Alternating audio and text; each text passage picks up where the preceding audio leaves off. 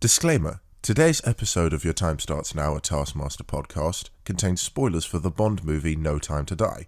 Please listen at your own risk. Now, on with the episode. So, where's my pizza, birthday boy? What do you mean? You got a new job, didn't you?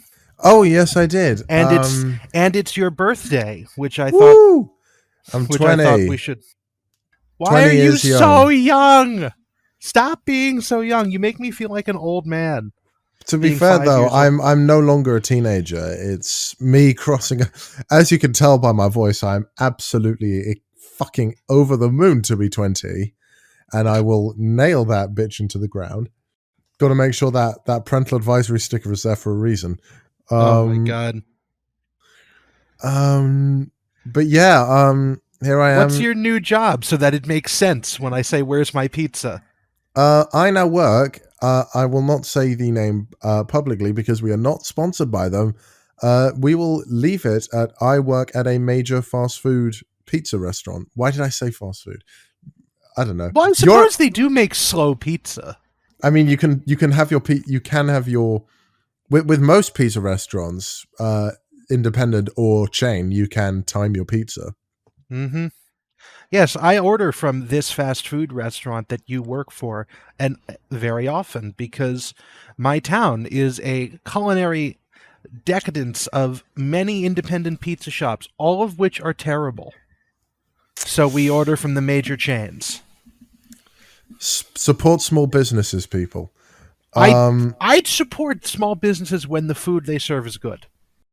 Anyway, ladies and gentlemen, we are back for Series 4 of Your Time Starts Now, a Taskmaster podcast. I am still Emerson. And I am still Joe. No changes there. It's back to just being us two. The last time you heard us, we were joined by the amazing Spelvin for our bonus episode. He will probably make a dramatic return at some point when I'm not sure. Yes, and if you too would like to enter as a guest star on this podcast, do what Spelvin did and leave incredibly detailed and thoughtful comments below most of our videos, and know one of us personally through a Discord server, and you too can be on the episode. I mean, you don't really have to have any sort of connection to us beforehand. Just make sure you're not a catfish, as we will probably speak to you beforehand. Yes, make sure you're not nuts is the integral thing there. Okay, so tonight we will be covering Series 4, Episode 1 of the TV show Taskmaster, A Fat, Bald White Man. And before we do that, do we have any banter from our time away? Because I've got banter. I mean, other than my new job and me starting my second year of university, I've got nothing. Like Whitney Houston, I have nothing. Was that a Whitney Houston song? I have nothing, yeah. Huh. I never really heard that one. I have some banter because I am still upset over this at time of recording, which is spoiler alert right now for anyone who hasn't seen the newest James Bond movie, No Time to Die. If you haven't seen it, don't. Because that movie sucked donkey balls, and you should not see it, and you should not reward the producers for making this film. In fact, you should reward nobody for this film. This film was awful, and I don't like it. And I actually have... You know, it's very rare that I leave the theater upset at a film. Like, most of the time I walk out of a theater going like, either that was really good or that sucked. This film, I was angry. I have remained angry about it because, you know, have you seen the James Bond series in any detail, Emerson? I have seen several ones. Unfortunately, the only Bond films I've seen are the ones with Daniel Craig in it. That's fine. You've seen a Bond movie. I have seen the only Bond films I've seen are Casino Royale, might have seen Quantum of Solace, and I've definitely seen Skyfall and Spectre, but I have not seen No Time to Die. I do not intend to see No Time to Die, but if you do intend to see, I probably should have plastered a spoiler warning before the beginning of this Maybe episode. we can title the episode No Time to Die Sucked. But No anyways, Time to Fell Ducks. That's a good one. That's a good one. We could do that. But if you I would recommend, first of all, seeing some of the other movies.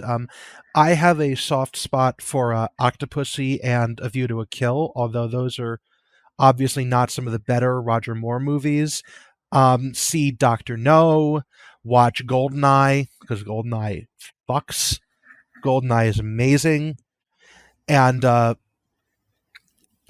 just watch some of the older ones, but No Time to Die. Okay, so before we get any more, the Daniel Craig Bond movies have been going on since 2006. As they show you in the first 5 minutes of No Time to Die, when they show a headstone of Bond's brief paramour, Vesper Lind, from the first movie, which has a headstone date of like 1983 to 2006, which means that you are, in 2021, having spent 15 years of your life on this tangentially spy-related soap opera featuring Daniel Craig, which, first of all, I've never liked the Daniel Craig Bond movies because they're dark, gritty, and depressing, as opposed to campy and fun like most of the other Bond movies, Timothy Dalton's films notwithstanding.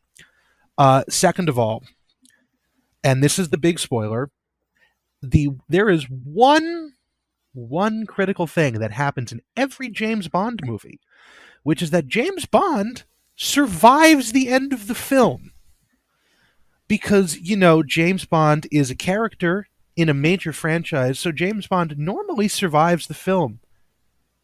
In a film titled No Time to Die, James Bond fucking dies at the end. And it's a really stupid and pointless death, made more so by the fact that at the end of this, that in this entire film, they've basically been dangling the opportunity of a happy ending in front of James Bond. Because, again, if you haven't seen this ongoing cinematic soap opera, James Bond has been trying and failing to fucking retire for like the past 3 movies. And every time he does, he gets this happy ending with someone or something, who gives a shit. And he just drives away, and then the next movie is, oops, James Bond has to come out of retirement, get horribly injured, and then go home and try and be like, please stop calling me. I will definitely put a big old spoiler warning at the beginning of this episode. Yeah, you should. But I'm sure they only just killed him as an excuse to sort of reboot the franchise with someone else. Okay, well, okay, so first of all, yes. They basically did what they did in Rise of Skywalker. I think it was Rise of Skywalker. Whichever Star Wars movie killed off Han Solo. Because that was The Force Awakens. Force Awakens. I'm sorry. Spoilers for The Force Awakens if you haven't seen it. But to be fair, that movie's about 5-6 years old at this point. Yeah. But Harrison Ford is in the same role as Daniel Craig is here, which is that he did not want to continue being the character. He was not interested in portraying the character at all, and so in order to basically make it so that he couldn't come back, he had them kill off his character, which is what Daniel Craig is doing here. I don't blame Daniel Craig. He's been playing Bond for 14 years. 15. 15, sorry. Casino Royale came out November 7th, 2006, which is a week from the air date of this. So this film is 15 fucking years. This film, and I'm really annoyed by it because but that's what's also really annoying.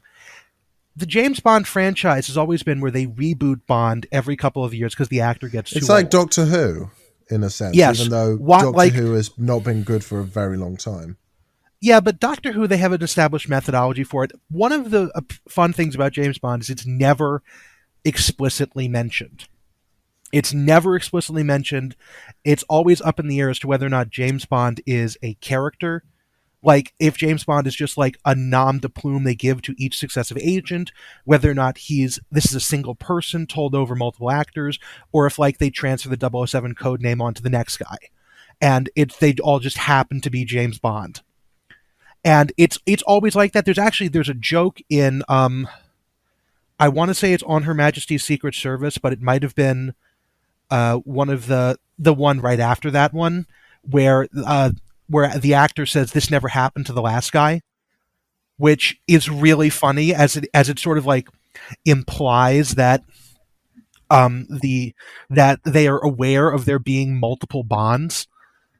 And and they've never mentioned this, and by doing that they can always just they just cut the movie, the next one comes in, and nobody ever questions it. Killing off the James Bond here, first of all, is really annoying because it basically excises this film from the rest of the continuity of James Bond, which they definitely were trying not to do here because they were having callbacks to On Her Majesty's Secret Service. They had big portraits of previous M's in the offices of MI6, like Judi Dench, and then I forget who played M before her, but the male actor who did that. And there were lots of other callbacks to older Bond films, and then they're like, oh, James Bond's dead. So clearly it's not the same 007. But more to the point, it's also really fucking annoying because they now have 15 years worth of movies that are essentially in their own encapsulated timeline, going from Casino Royale all the way up to No Time to Die, that are essentially totally removed from the rest of them. Like, you could theoretically have a callback in, God, what was the last one before this one? Die Another Day, which admittedly wasn't that great. Die Another Day could theoretically have a Dr. No callback, and although there was 40 years between those movies, it could still theoretically be the same Bond. These ones you can't because it ends with James Bond fucking dying. And then, here's the worst part, is that they spend this entire movie making us give a shit about James Bond's personal life, which I didn't care about at all. I mean, but they sorry to interrupt, but I need some sort of, first of all, I need some sort of stamp left on my waveform. And oh, I'm sorry. Just a reminder that you talk too much, and we're back to the same old. I mean, oh God, what? I've completely lost my train of thought. Well, you're probably going to edit this so my voice is at like Alvin and the Chipmunks speed at this point, but no, I'll keep the same. I can keep the same tempo, but speed it up. But the point that I'm trying to get is Daniel Craig. Obviously, he cannot play Bond forever. No one really, especially because, especially in recent years, but even before this, James Bond has been perceived to be a sexual predator.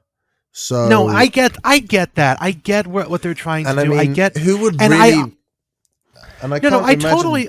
I totally understand the complaints about James Bond, and that's not what I'm trying to say here. I'm not trying to say that Bond is too woke. I understand that obviously the cultural norms of the 1960s are not the cultural norms of the 2020s. What I'm trying to say is that throughout the entirety of No Time to Die, they were dangling in front of James Bond a happy ending in the form of a wife and a daughter that he had with I think her name's Leah Seydoux. It's she was the blonde girl from the last movie. Again, this is I actually have no idea who she was because it's been at least 3 years and a globe-spanning pandemic since I saw the last one. And I don't remember anything from the last movie, which is Skyfall. And I really would have liked Spectre. See, I don't remember anything, and I really would have liked a previously on James Bond sort of thing. I'm going to be perfectly honest. I'm going to say this right now. I thought Skyfall was all right. I don't remember Skyfall or Spectre. I wasn't crazy about Spectre. I don't remember either of them in anything other than the vaguest possible strokes, and I think that's a bad thing because I can tell you with relatively perfect clarity the overall plot outline of Octopussy, of I'd love to hear that, Joe, but we are nearly 15 minutes in. Yeah. No, I'm just gonna very quickly finish this. Is that they dangled a happy ending in front of James Bond the entire movie. He'd managed to get himself a girl who loved him, that he didn't have to be a sex pest to get into this, and he also managed to get himself a daughter. And up until the last 15 minutes of the movie, it seemed like at the end of the film, James Bond was going to drive off into the sunset in his Aston Martin V8 Vantage, which is from the Timothy Dalton movies, actually, but we're going to move beyond that. And then he would have a happily ever after, and we could move into the next Bond, which would have been played by a very charming black British actress whose name I don't remember, because they'd had her be 007. Obviously, they actually even showed that they'd replaced Bond with her. And instead, in the last 15 minutes, Bond is infected with some evil nanobot virus that's been the entire reason this film was going on, and is like, it'll kill anyone he touches, or at least it'll kill his wife and his daughter because That's the bad guy is ironic. Evil. No, because it's like the whole thing is this. COVID. Yeah, that's been speculated why this film was held back. The whole evil MacGuffin of the film is that there's this nanobot virus that can be programmed to kill certain people based on DNA, and the bad guy, played by Rami Malek in a totally forgettable role, is basically he's crazy. That's the whole thing. And Bond villains are crazy always. No, he's not good crazy. He's not like, bombastic crazy, or like Christopher Walken in View to a Kill crazy. He's just, unsettling and stupid and has no characterization. It's really not good. And moving on into that, and you should really have my voice be up-tempo and like Alvin and the Chipmunks, but your voice shouldn't be, because that'll be the really fun bit. But anyways, at the end of this, James Bond... While that would be very funny, the Chipmunks are annoying as sin. Ah, well, maybe you can just up-tempo it then. But anyways, what I was saying is that James Bond is given this evil nanobot thing that'll kill his wife and his daughter, and he's like, okay, and despite in a previous scene, and despite us knowing that MI6 developed this nanobot thing and it was stolen from them, and that Q has in the same film hacked into a bionic eye from one of Blofeld's men, they don't say, "Oh, Bond, get out of there, we can hack this and we can save you." Nah, fam. James Bond opens up the blast doors of this evil virus making facility so the missiles being fired out of the HMS Dragon can land there, and then we see him get blown up. He just dies. He's dead. That's it. I'm really annoyed by this movie, and it's like, yeah, too bad you don't get your happy ending. Fuck you. Why would you want that? This is 2021. It's like, you know what? Go fuck yourself. The funniest part in this entire movie is about 3 minutes before that, Bond is fighting his way up a flight of stairs, and he comes into a different guy with a bionic eye. And Q had given him an EMP and generator in his watch, and the watch accidentally gets turned on, and the guy's eye explodes and kills him, and Bond clearly has no idea why this guy's head has just exploded, and it's just like, oh, it's Q's watch. And that's the only real old James Bond comedy in that film. But I hate this. But because we are 17 and a half minutes in, I hate this movie. You shouldn't watch it. I hate everything to do with this. Don't see No Time to Die. Hopefully the next movie, when they reboot it in a couple of years, will be funnier and campier, even though it won't, because No Time to Die is already doing extremely well. I'm sorry that took 20 minutes. I hate to introduce new format changes, especially I don't hate it, but I hate introducing them mid-season. But I'm gonna have to probably put a banter timer on. If you cannot sum up what you want to say in X amount of time, tough shit. I think you should just do it, where after the banter timer, my voice just starts getting faster and faster, until it's just like the fast forward noise from a VHS tape. I don't know what we'll create. Let's create a drinking game. For every solid minute that Joe talks, take a shot. Cool.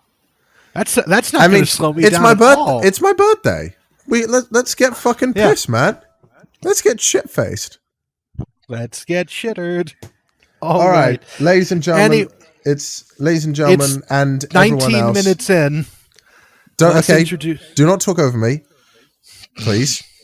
Sure. Folks, it's time for the moment you all came here to see. Welcome to Taskmaster Series 4. Fuck, that was an awful click. Screw it. Prize task. Right. Well, I think you said this is Season 4, Episode 1, A Fat Bald White Man. We are joined today by our contestants.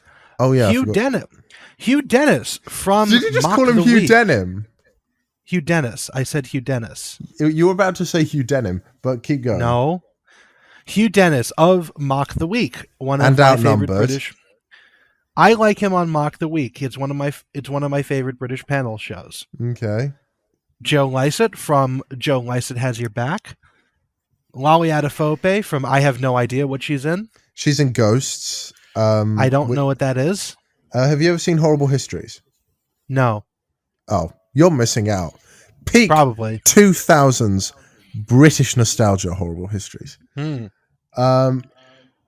then we have formerly of Bake Off, now just Mel Gedroych. Well, not just Mel. She still does stuff with Sue Perkins. Yeah, well, I don't watch Bake Off really at all. So I just know the two of them are in a Bake sitcom Off. together. The two of them are in a sitcom together now. I think it's called Hitmen. Huh. And yeah, then it's Hitmen, a sitcom with Mel and Hugh.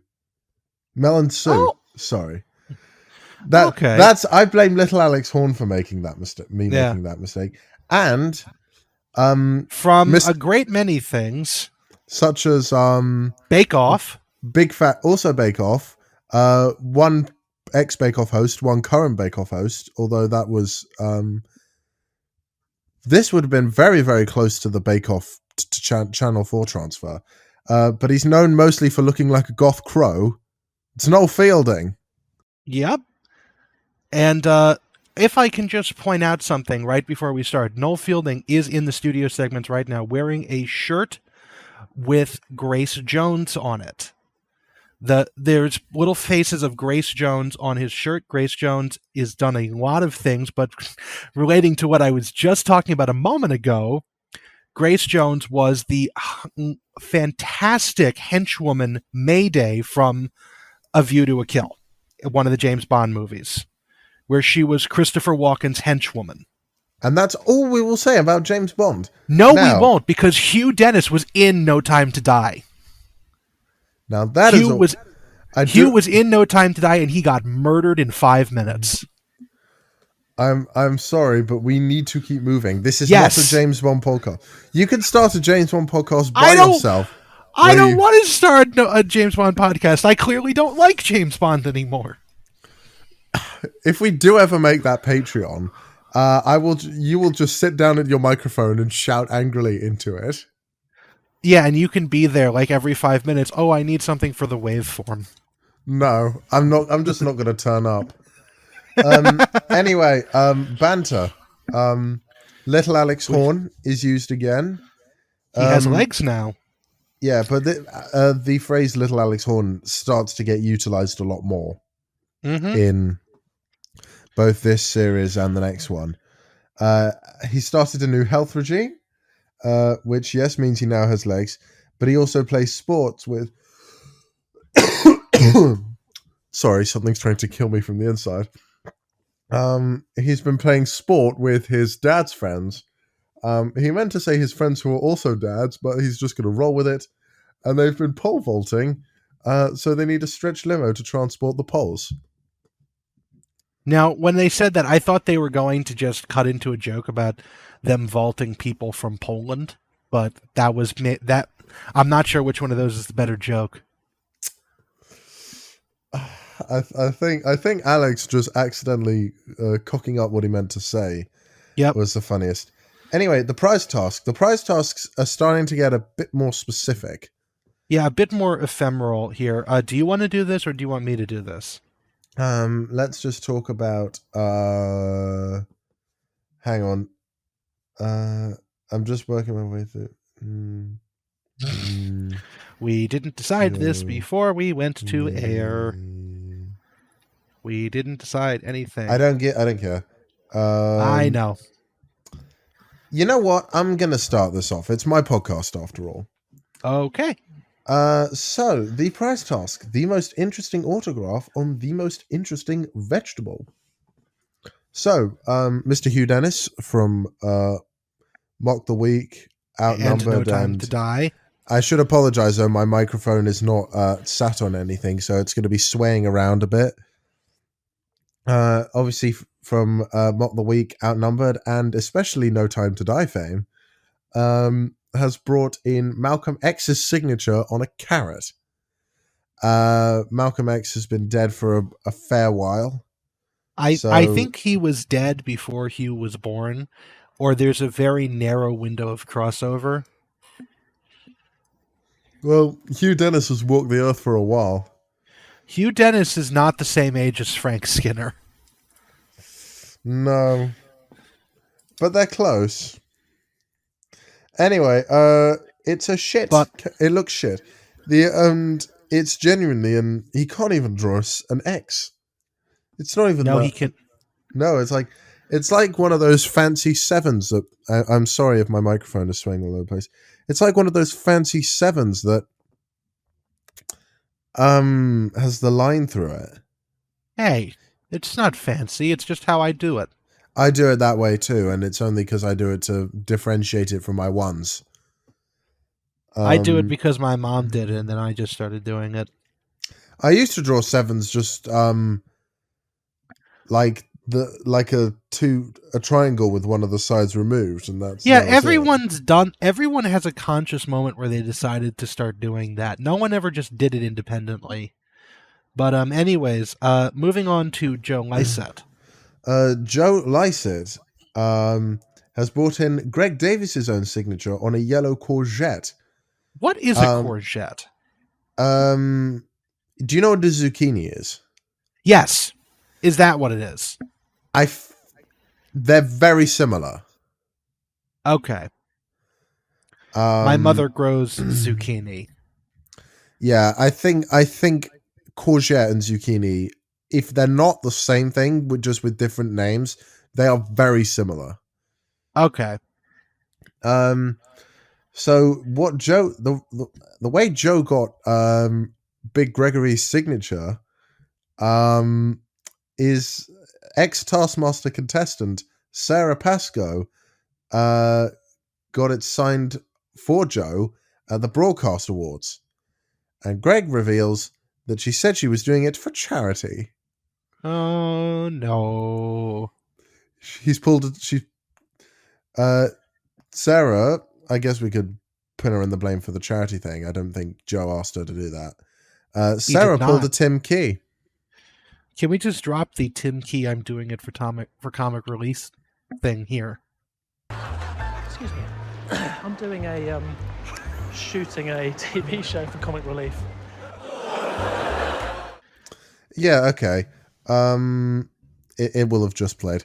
Why can't I? Oh, there we go. I can fucking click my fingers now. Yeah, but Greg can't really sign his own name, can he? Not really. I should say, Joe offers to make a donation to charity in the hope to either bump him up or at the very least settle the peace. And Greg says that won't help him, so Joe just says, "Fuck charity." Next up is Lolly Adafope, who at this point in time is the youngest Taskmaster contestant. A title that's not particularly long-lived, sadly. She was 12 when she did this. Yeah. Although, in actuality, she would have been 26, 27. But Lolly brought in a Black Eyed Peas CD signed by the members on top of some Black Eyed Peas. Simple, which I thought was very interesting. Was a very innovative way of doing it. Yeah, simple, but very simple, but genius. Mm-hmm. Perfect. That's all I can really say about it. And Mel, do you know who? I'll say who she's bought. Howard on a horseradish, Gary on a butternut squash, Mark on a heritage squash, Robbie on a sweet potato, but no Jason because he's gone AWOL with a rucksack. Do you know who these people are? Well, I know because they said it 3 seconds later, but no. Take That is a successful British band. They're still together, but they've lost several members. So Robbie is Robbie Williams. You know Robbie Williams. Wasn't Take right? That? Yes. Wasn't Take That mentioned last season too? Yeah, Sarah Pascoe. They're like the Hello, let's hit that. Welcome to the concert. Oh God.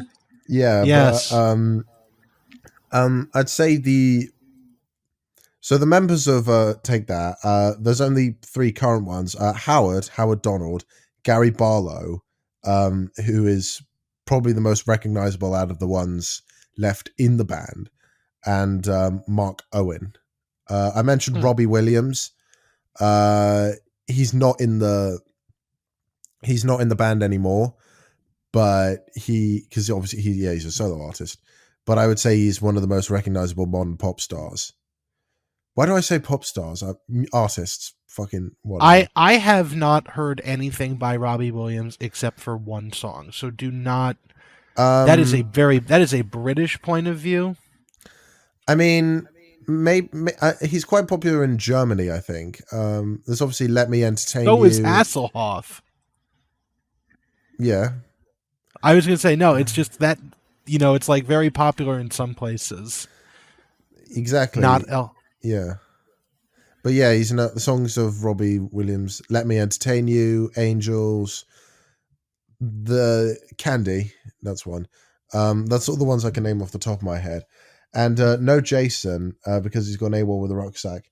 But Greg said that he's a fruit. And the reason Jason's a fruit is because his full name is Jason Orange. Really? Yeah. Huh. But this underwhelms you. But anyway, I really do not give a shit about Take That at all. Yeah. So they didn't pay tax at some point, which Sarah Pascoe mentioned in her series. Noel Fielding, David Suchet on a broad bean. Bam. Simple. I had to Google who David Suchet was. British people will probably know him best. David Suchet is best known for recently playing Hercule Poirot. No. Agatha Christie's famous detective character. Yeah, he was also a voice actor in the DreamWorks animation film Flushed Away from 2006. Wow, his most groundbreaking role. Mm-hmm. Anyway, scores. We have Noel Fielding, the simplicity of David Suchet on a broad bean gets him 5. Mel 4, Lolly 3, Joe 2, because he didn't give any money to charity, and Hugh Dennis is a bad start with just the 1. And I think that's not the first time I'll be saying those words. Do you want to do Taskmaster Joe for this? Yes, I would. Jingle.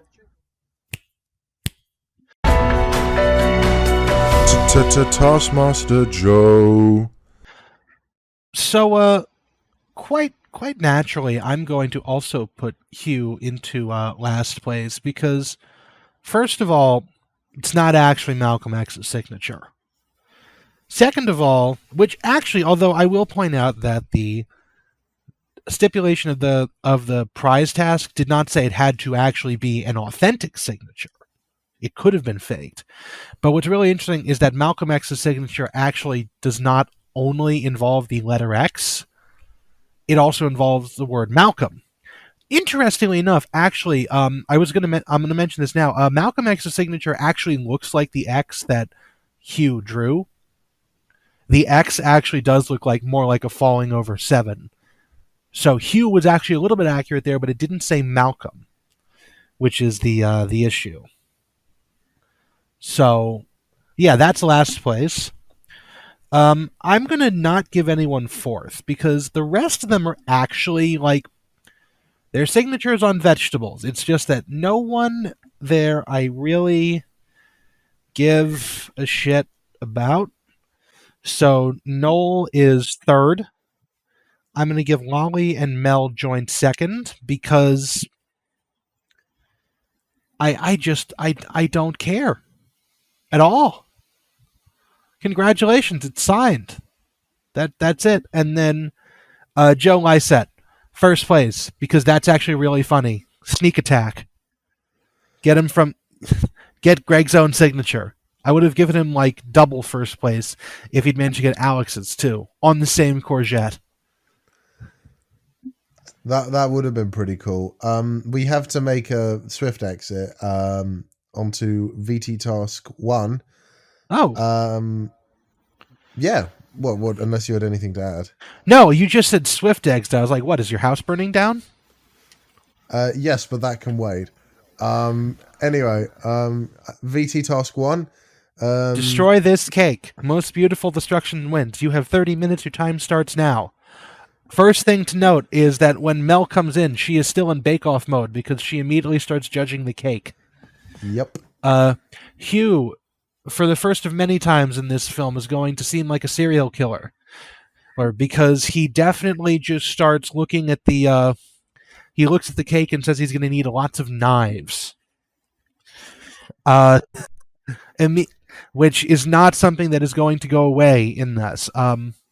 Going into the actual task itself, Hugh does in fact use multiple knives, and he slowly dissects the cake into horizontal slices, is how I'm going to phrase this. He basically, slices the cake from the top down. This is, by the way, like a very,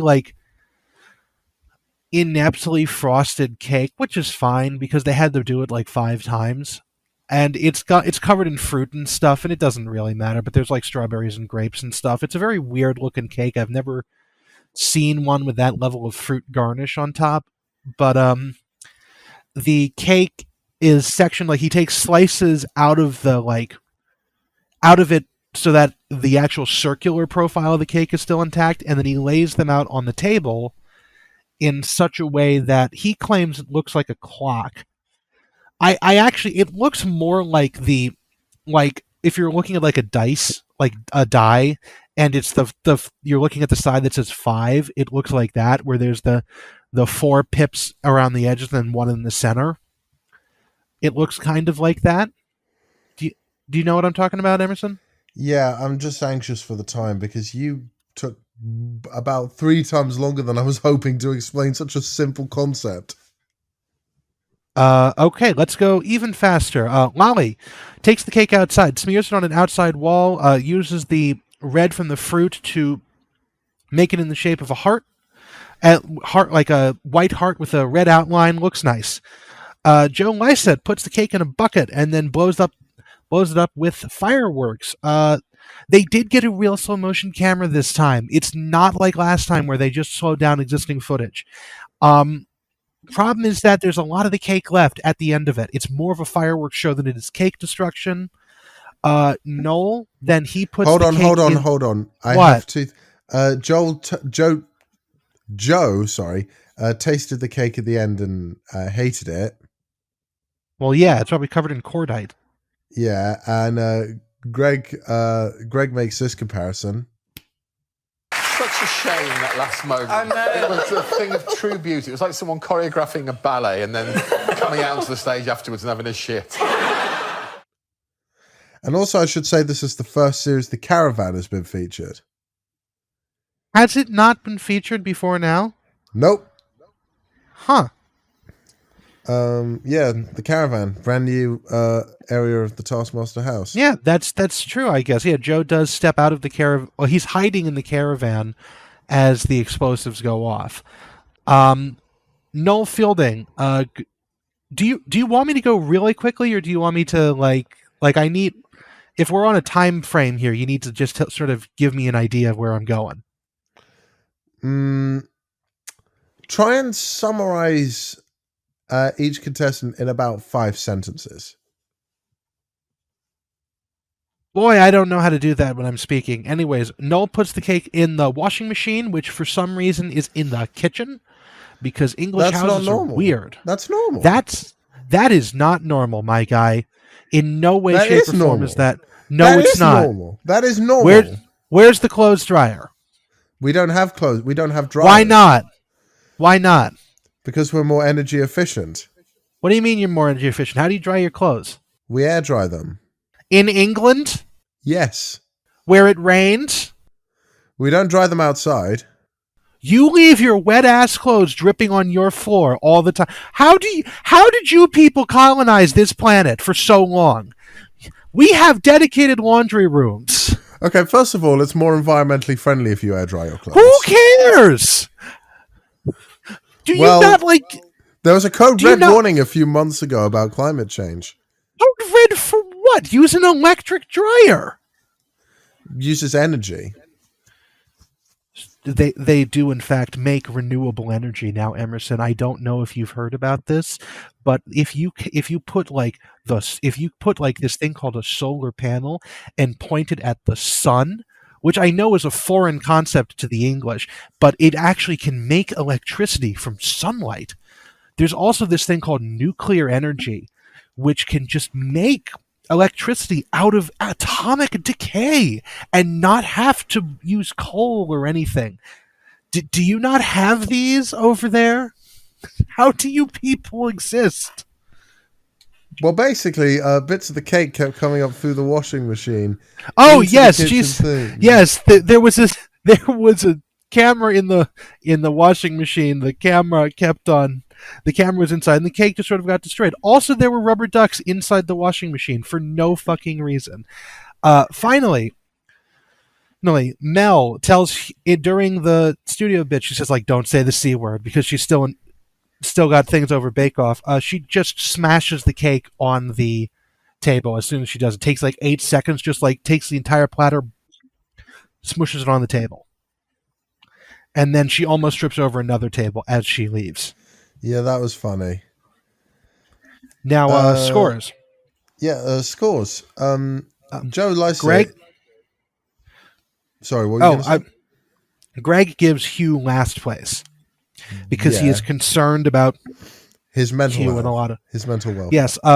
Lolly gets 4th place because he thinks it's like an emoticon, because this is like 2016, so the word emoji hasn't gotten the whole way through society, and he's annoyed that a young person has most of their life left. Mel gets 3rd, Noel gets 2nd, and Joe Lycett gets 1st place. Now, do we want to smash into the Taskmaster Joe thing? Sure. Cool. So I'm going to give... Hold on, you didn't give enough time for me to play the jingle. You need to... Oh. Let me click. Wait a couple seconds. Taskmaster Joe. And then, Joe, we've done 10 episodes of this. We've had the jingle for 10 episodes. You are the one who does the audio editing. Cut it in wherever you want to. But anyways, Noel, I'm going to give Noel last place because okay. Beautiful destruction is this. After like 5 seconds, I can't see the cake anymore. All I see is suds on the inside of the camera lens from the inside of the washing machine. You don't see anything there. Similarly, I'm giving Joe 4th place because the cake wasn't destroyed at the end. And the cloud of smoke from the fireworks obscured the cake very quickly. If he just put like a cherry bomb in the cake and then pointed a slow-mo camera at it, he would have done much better. Hugh, I'm going to give 3rd because at least he's trying something here, and it sort of works. You know, if you look at it from like an abstract point of view. Mel, I'm going to give 2nd because, you know, there's a bit of emotional beauty in just the solid squish. And then Lolly, I'm going to give 1st because it's a very nice little heart that she just utterly annihilated the cake to create. Yeah, I see that. I respect that.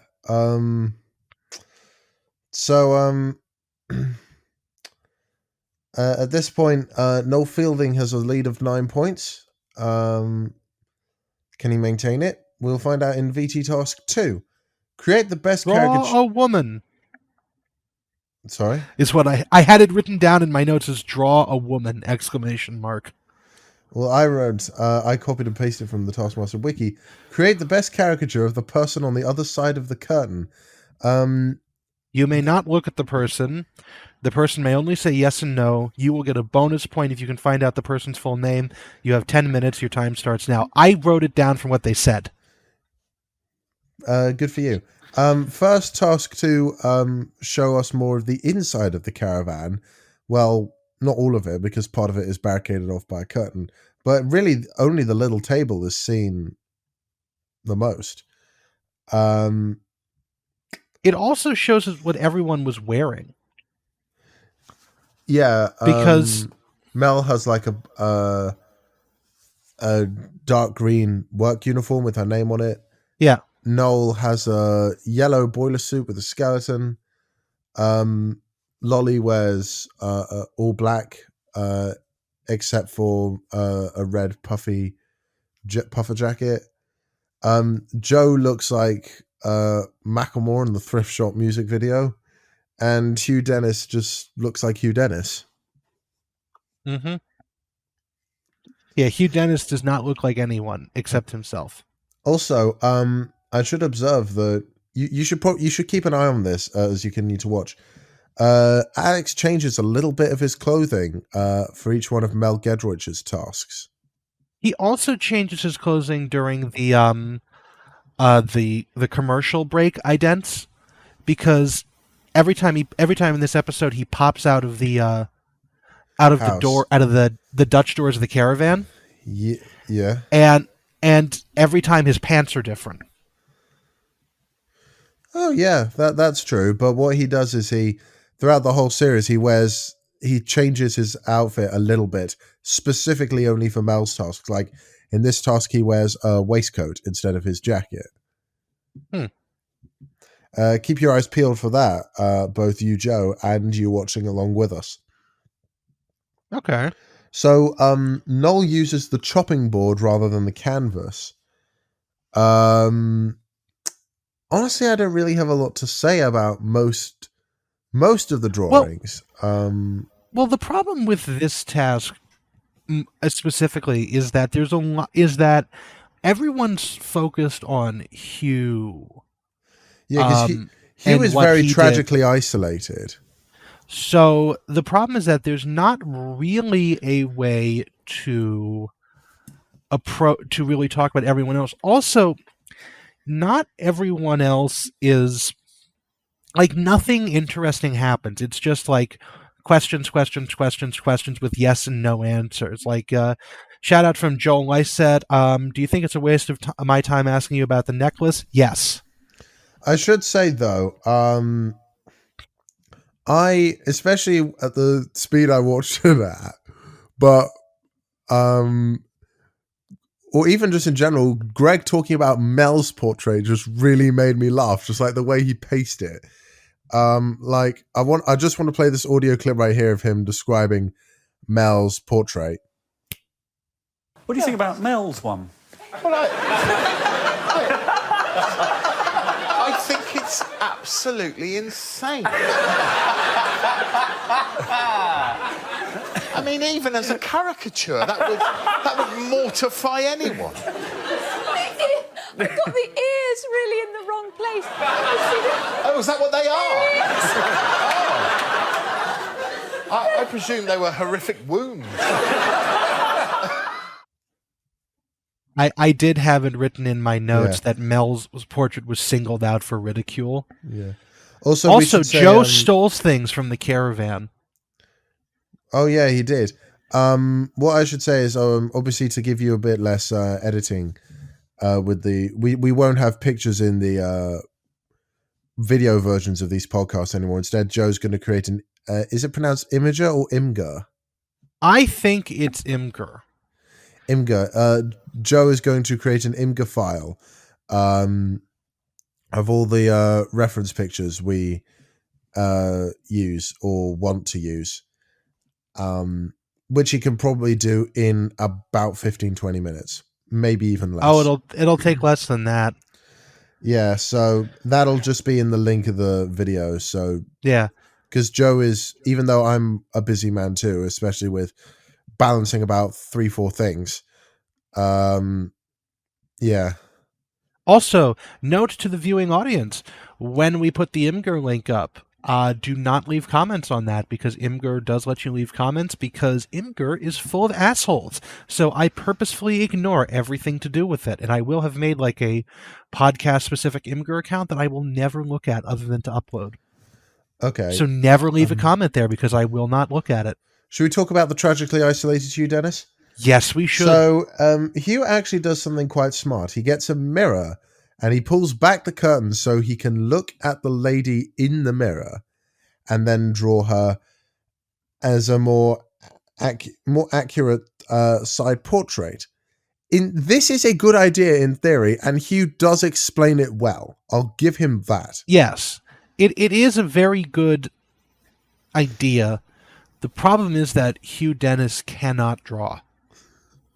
Literally, this picture, when it's they reveal the woman first. So she comes out of the caravan. It pans slowly up from her feet to her face. The purpose for this is to make Hugh's comparison to her more funny. Yes. And so we see the picture, and it's a side-on view of this. Do we just want to play the audio of the reveal? Yeah. Well, yeah, Hugh looked at the image of her in the mirror several times, and he drew this.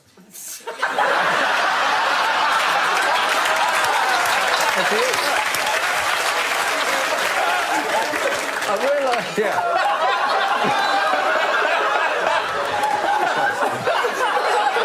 It was sitting side on. Yeah. Oh, you've got the aspect right. Yeah. But for you, what we've learnt, Hugh, is that a mirror image takes a black woman into a fat, bald, white man.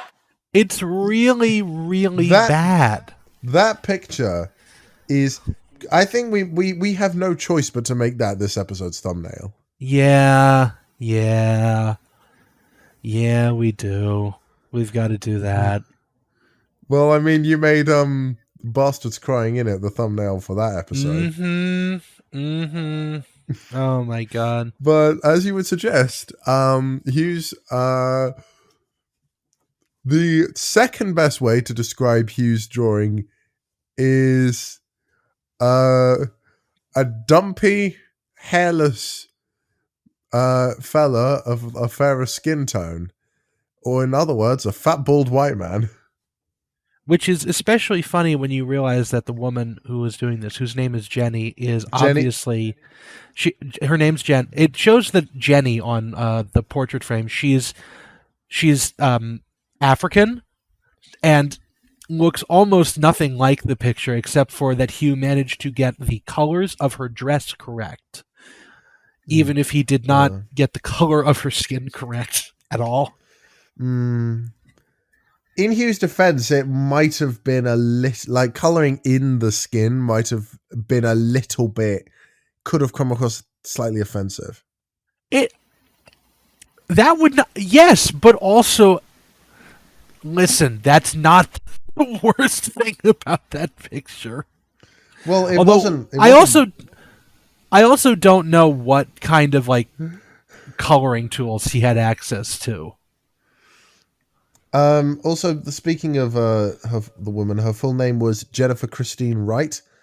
Yes. The only people who worked this out were, I think it was Mel. Was it Mel? Mel Guest. Mel Guest. I know someone got this. Mel guessed it correctly, and I know Hugh got it because he asked her to write down her her name down name verbatim. And those were the only two people. Yeah, it was.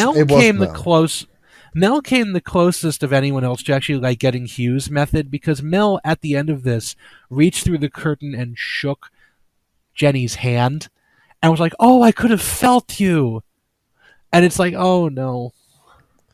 That is one of the most awkward things you could have ever said. That wouldn't have helped. I mean, you'd be making some very wild guesses and some very, very interesting looking pictures at that point. So anyway, this woman. So anyway, Noel's decision to use the chopping board came out quite good.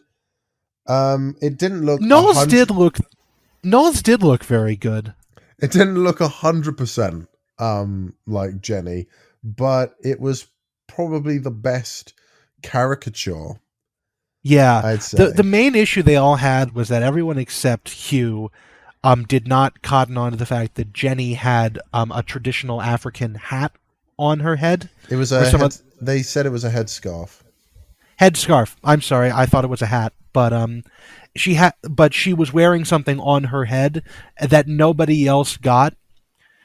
Hugh's, of course, made it look like she was wearing. I think Mel guessed that she had a head headscarf, but didn't draw it accurately. No, she didn't. So the scores without bonus points: Noel gets 5, Joe gets 4, Lolly 3. Lolly's had a big old smile, I think.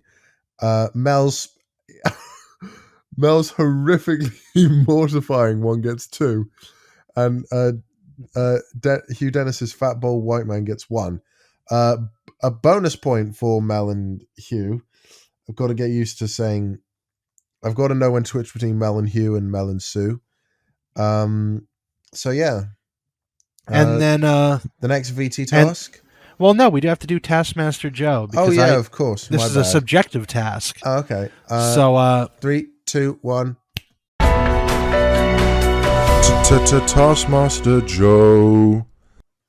So obviously Hugh was last. I'm going to give Joe 4th because that smile on his was creepy as fuck. Lolly and Mel get 3rd, and then no 2nd because no one deserved it. But I think of all of them, the best one was Noel's. I'm torn between giving Noel 2nd and having there be no 1st, but that felt unnecessarily cruel. I don't think it would be fair to have no 1st place. Yeah, because Noel had the best actual drawing skill.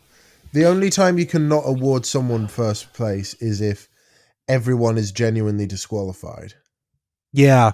Which actually does happen, but not for a hot minute. Yeah. Anyway, VT Task 3. This is your one? Oh, yes. Ducks. Ducks. This one. Rubber ducks. Yes. This one. The rubber duck, a staple of Taskmaster. Yes. Which this one actually features a bit of editing trickery. In the beginning, it cuts between like the ducks having fallen on the ground and the ducks up on their positions, so it looks like a horror movie, and they have music cues to accompany that. And the task is.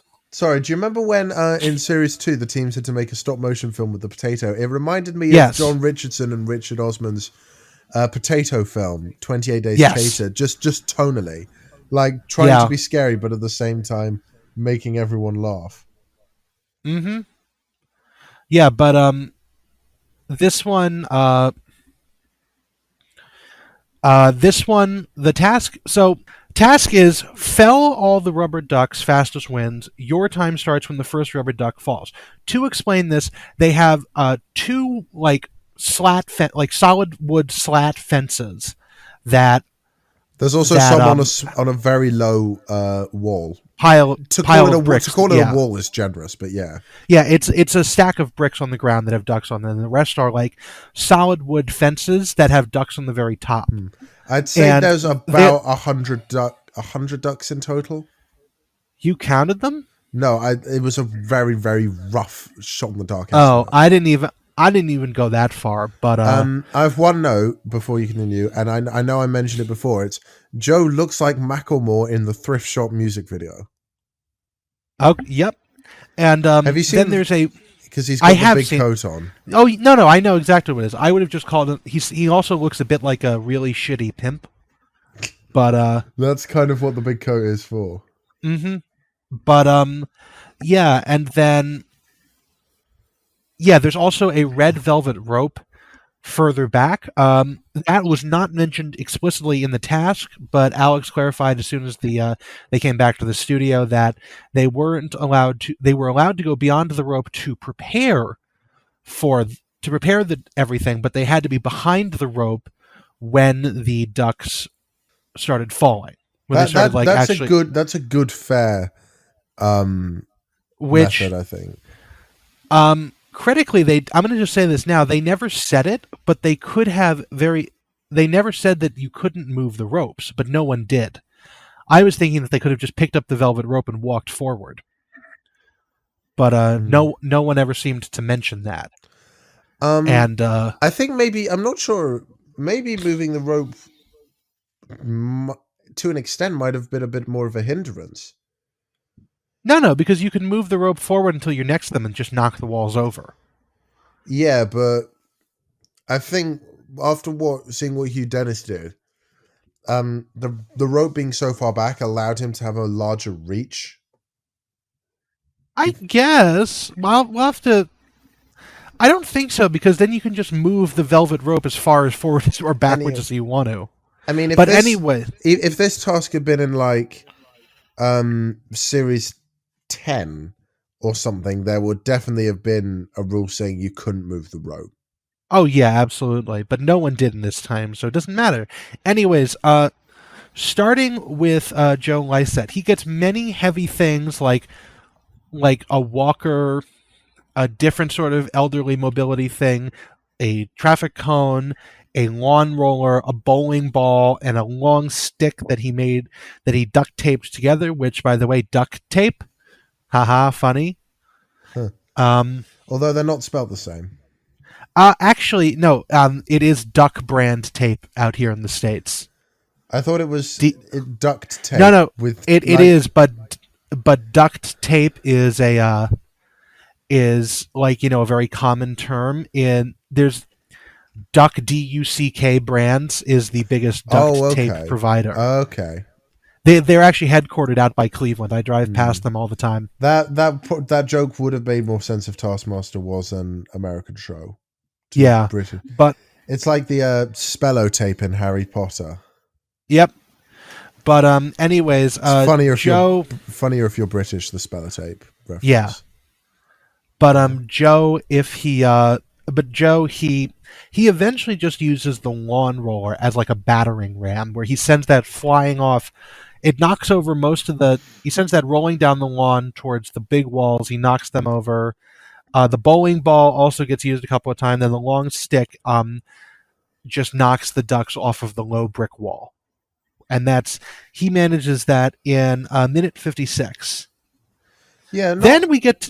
I'd say not a bad time. It's... Yeah. Considering what it's could not have happened, a good time. It could have been a lot better. Yeah, because the next one we have is Hugh Dennis, who, for possibly the only time in this episode, is competent at what he's doing. Because he got rope out of the back of out of the shed, tied the rope around the two fences, individual ropes, and then around the ducks on the base of the wall. And when the time came, he yanked all three of them. The two walls fell over, and the ducks got pulled off the little brick wall. And it took him 8.9 seconds to get all of them down. This, in other words, he took no time to fell ducks. Mm-hmm. I think we will have to settle that. That is, yeah. And then it makes even less sense when the thumbnail is the fat bald white man. This podcast has never made a bit of sense. Yeah. Interestingly, though, I know not because it's Hugh, but because it was the winning task. This was shown second out of the 5 tasks, so there wasn't really any build up to it. It wasn't like built up to be this sort of grandiose thing. Well, the problem is that Mel and Noel, who come next, did the exact same thing that Hugh did. And so this was probably the contrasting thing to how to do it properly versus how they did it wrong, because Mel and Noel... Okay, so Mel originally had like a ball on a string that she was spinning around like it was shot put, and it just was not working at all. And so she just failed at that. Noel didn't try that, but they both ended up throwing a lot of tennis balls at individual ducks or at the wall in total to try and knock them off, and that really didn't work. A hula hoop is used at some point, and then they both eventually figure out how to do it the way that Hugh did from the beginning. And Noel took 4 minutes 50 seconds, and Mel took 7 minutes and 25 seconds, which if we want to do math, and I don't, that is more than 4 seconds a duck. So however many seconds are in 7 minutes 25 is however, and divide that by 7 minutes 4. 25. 7 minutes 25 seconds in seconds, divide that by 4. Let me think. So 7 minutes and 25 seconds. 5 minutes is...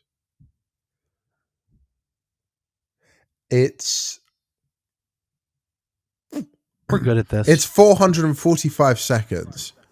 Okay. Divide that by 4, it'll be just over 111 seconds.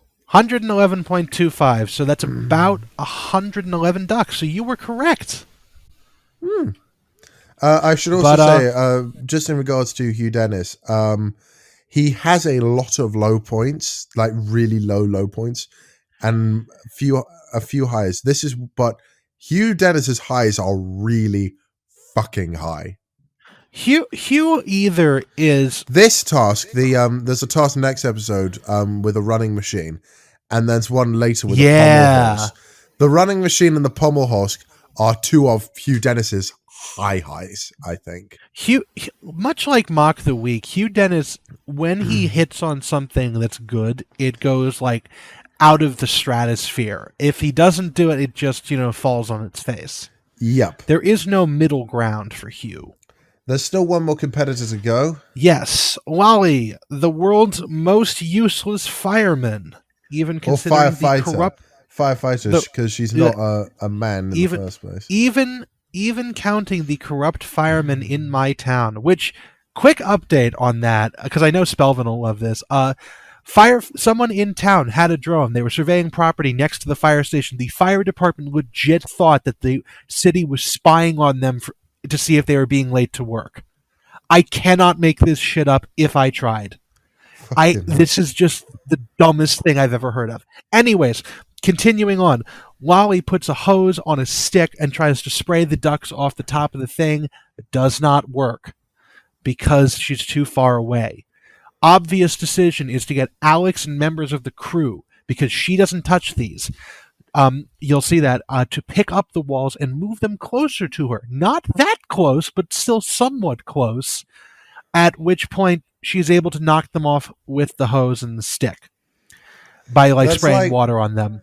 It's not in the same vein of this task, of this moment, but it does remind me of when Roisin Connerty had Alex Horne taste the pies, and she realized she could have just seen him what he was doing rather than guess what they were. Yeah, it's very, very bad and dumb, and this is why Lolly lost. I don't even know how long that took. 1 minute 2 seconds. Huh? So seconds, but it was not close. Yeah. So the scores: Hugh Dennis, very deserved 5 points, although it won't really help him in steads for this episode. Lolly gets 4, Joe 3, Noel 2, and Mel Gedgeorge 1. You can't really do Taskmaster for Joe because it's a time-based task. Nope, I can't. Then we have the live task, which I just want to preface this one. We're going to just need to drop the soundbite of Mel reading what the task is. Okay. And then this is the worst from a podcasting perspective, this task. Yeah. Because... you say it. This is just so... It's all visual jokes. It's all visual jokes. Yeah. Let me. Yeah. Right. Say what you got to say. Yeah. Make the most juice. You must pick one fruit and one tool. If you pick the same tool as someone else, you must juice blindfolded. If you pick the same fruit as someone else, you must juice one-handed. If you pick the same fruit and tool as someone else, you must juice blindfolded, one-handed, and bouncing up and down. You have 1 minute. Okay, so Mel's read the task. Hugh has knives. So basically what they've got to do is... Hugh does not have knives. Hugh said he should have knives, or because he uses tweezers. Something about knives. Anyway, what I wrote down is make the most juice using certain items and fruits. So each competitor has a sign with a fruit and a sign with tweezers. I think it's if you have the same fruit as someone else, you must juice one-handed. If you use the same tool as someone else, you must juice blindfolded. And if you have the same tool and fruit as someone else, you have to You have to do this one-handed, blindfolded, and bouncing up and down on one foot. Thankfully, no one had to do that. Yeah. So Hugh and Joe both chose pineapple. Lolly and Mel both chose grapes. Oh no, sorry. Lolly and Noel both chose grapes. I wrote down grapes for Mel. This is not true. Mel choosed a lime. Mm-hmm. Hugh and Noel both used tweezers, but they were using different fruits, so they both had to juice blindfolded. Hugh was going to juice a pineapple with tweezers. I would have loved to see. I mean, to be fair though, mild spoiler alert for something that will be talked about in the next 5 minutes. Hugh won. No, he came second. Hugh came second, but also I would just like to point out the part of the reason why this is really hard to do in a podcast medium is that the utter chaos that happened on this stage is undescribable, because at one end of the stage you have Noel Fielding gently stabbing a cupful of grapes with tweezers. In the middle there is Mel Gedroych on the edge of the stage stomping on a lime that, you know, and then on the other end of the stage you have Hugh Dennis, who is just... He's lost his mind. Utterly annihilating a pineapple, more like to the point of almost outdo. Like if they'd put the camera on just him, this would easily have outdone the watermelon task from episode 1, season 1. We would play a soundbite, but I don't think it does it justice, I'm afraid. No, you can't, because there's 5 different things going on, because Hugh Hugh doesn't even bother with the tweezers. I don't even think he uses them. He takes the watermelon. Hugh Dennis's act on the show is just an utter sociopath. No, psychopath. Psychopath. He acknowledges that he's doing something wrong and does not care. I've made several unintentional cock-ups in a very short span of time, and I'm not proud about it. Although I did not find this out and learn this until today, actually, because I'm a little bit behind on listening to the official Taskmaster podcast with Ed Gamble, who is still yet to fight us, by the way. Or come on our podcast. Yeah.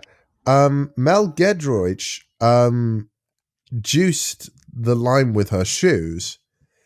They're like these brogues that are like white on the outside and black on the inside, or or vice versa.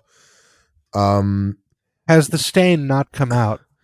She wears this pair of shoes for all the studio segments. This exact pair of shoes for all the studio segments, and they've got lime juice in them.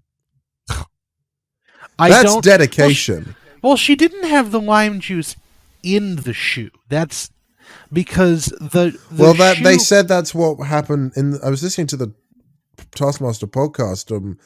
They talked about this when they covered Series 4, Episode 2. Because the guy was the guest, who, even though it was today, I cannot remember his name, said that Mel was his favorite contestant, and her dedication for wearing the same pair of shoes that she had soiled with lime. No, maybe she did. I don't know. Because it's just maybe she got it splashed on her because she was stomping on the lime outside of the shoe. Like she actually was using the edge of the stage to like squeeze it out. But it's all just very, very. This is terrible podcast content, because just if you're listening to this, go and watch the last minute of this episode. Because if you're in the States, it's on YouTube. If you're in the UK, you can find it on Channel 4. Why don't we just play the entire soundbite of just that? The task. Yeah, just theater of the mind. Imagine all the nonsense going on. I mean, we can do, but I still stand by the fact that it won't do it justice. Oh, it absolutely will not. At all. Yeah. I mean, we could probably do it like a therapy session. Like, listen to this, and then draw what you think is going on with it. Make sure you can only... The pineapple can only answer in yes or no. Show us on the pineapple where you were touched. No, show us on the Hugh Dennis where show us on the pineapple where Hugh Dennis hurt you. That's not fair. Hugh Dennis hasn't done anything illegal.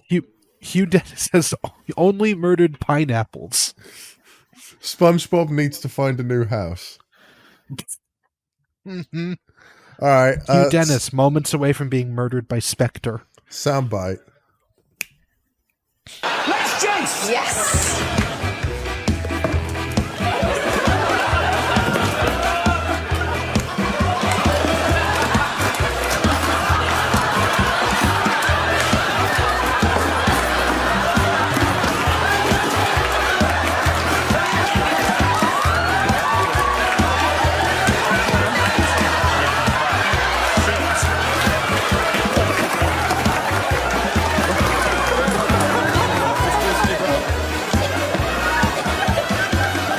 Do you think it works for the moment?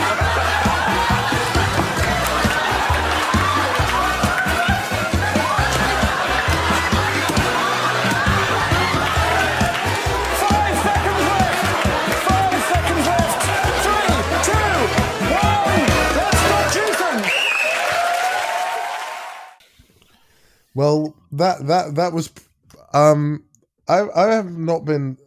We've been using less soundbites lately because it's just like I have been needing. It's just been easier for me. I am going to go out of my way and say that was the most useless soundbite we've used so far. Oh yeah. Yeah, that was but it's such chaos energy that I love it. Anyways, just so that we can finish up, because we're actually on track for this to be one of the shortest episodes we've ever done. Yeah, we are trying to make our episodes shorter because they tend to do better, and it means less editing for us. And keep in mind, this is with 20 minutes of James Bond shouting. Lolly got 0.4 mils. Noel got 2 mils, Hugh got 4 mils, Joe got 3 mils, and Mel Gidroich wins with 7 mils of liquid from her lime. At the end of the day, the winner of the entire show is Noel Fielding, who wins a bunch of vegetables with ink on them. Literally, I would not. This would have been an episode I would not have wanted to win. This is it's not the worst prize task, but it's also not the best one. Series 10 has some abysmal prize tasks. Yeah, we're going to have to get to that at some point. Yeah. Also, what makes it slightly a bit sadder for Noel Fielding is that this is the only episode he wins. Spoiler alert. I mean, this has existed for. This isn't like No Time to Die. This is. If you're listening to this, you've probably already seen all of Taskmaster up to this point. Unless you're like me, at which point I don't remember what has happened in this episode by the time this goes to air. Well, I guess we shall put a pin in Taskmaster for Series 4 for now. It's good to be back. It was my birthday. We barely acknowledged it, but... Except for the entire thing I did at the beginning. Yeah, true. Well, what a great way to celebrate my birthday than talking Taskmaster with you. Yeah. Aw, thank you. And having me yell at James about James Bond for 20 minutes. Yeah, I think that would make good Patreon content. Now, I am going to... I'm going to go to bed? Put down my... Not actually, my family... will probably want to sing happy birthday to me, have some cake, and remind me that I'm no longer a teenager. And then you're going to frantically edit this and put this up in the 2 hours between cake and when it stops being your birthday. Yeah, sure. I mean, right. It'll probably just come up in the morning anyway. I mean, it's no secret that this was not recorded on my birthday. No secret. Do you want me just to say when we actually recorded this? No. Well, I mean, then you talking about No Time to Die is a clue in itself. Uh-huh. Well, Joe probably needs to vent a bit more about No Time to Die. I don't. I've vented about this online, in person, now on my podcast. This is like, I will continue to badmouth this movie, but I'm good. All right, he's good for the time being. I'm good for the time being. I hope you are good for the time being. We cannot wait to cover the rest of Series 4. Please continue to join us on this magical journey. Yep. I love just calling it a magical journey. A magical journey to a flying pirate ship in the sky. Avast, ye mateys. We must end now. Goodbye. Ciao.